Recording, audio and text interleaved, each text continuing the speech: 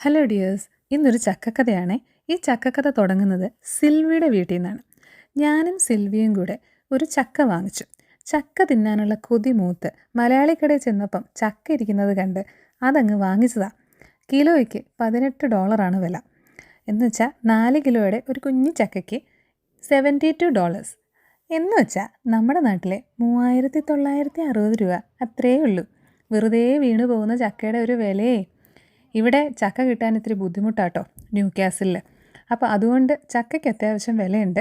അപ്പോൾ ചക്കയും മേടിച്ച് സിൽവിയുടെ വീട്ടിൽ നിന്ന് ഞാൻ പോകുന്ന കാഴ്ചയാണ് ഈ കാണുന്നത്. എൻ്റെ കയ്യിൽ 2 കിലോയുടെ പീസാണ് കേട്ടോ ഇരിക്കുന്നത്. അപ്പോൾ അങ്ങനെ $36 ചക്ക ദേ ഞാൻ കൊണ്ടുപോയി വെട്ടാൻ പോവാണ്. അങ്ങനെ ചക്കയെല്ലാം വെട്ടിപ്പൊളിച്ച് വന്നപ്പോഴത്തേക്കും ആകപ്പാടെ ദാണ്ടേ ഇത്രയും ചുളയേ ഉള്ളൂ. ഇതാ കണ്ടോ. എന്തായാലും ചുള കൊടുത്തപ്പോഴത്തേക്കും എൻ്റെ പിള്ളേർക്കൊക്കെ ഭയങ്കര ഇഷ്ടപ്പെട്ടു. അവന്മാർക്കും ചക്ക ഭയങ്കര ഇഷ്ടമാണ്. അതുകൊണ്ട് ഞങ്ങളെല്ലാം വളരെ ആസ്വദിച്ച് ചക്കച്ചുള തിന്നു. ബാക്കിയുള്ള കുറച്ച് ചക്കച്ചുള ഞാൻ ചക്കപ്പഴം പൊരി ഉണ്ടാക്കി. നമ്മുടെ പഴംപൊരി ഉണ്ടാക്കില്ലേ, അതുപോലെ തന്നെ ചക്കപ്പഴംപൊരിയായിട്ടും ഇതുണ്ടാക്കാം കേട്ടോ. നല്ല ടേസ്റ്റിയാണ്. ഒന്ന് ട്രൈ ചെയ്ത് നോക്കൂ ആർക്കെങ്കിലുമൊക്കെ ചക്ക കിട്ടുകയാണെങ്കിൽ.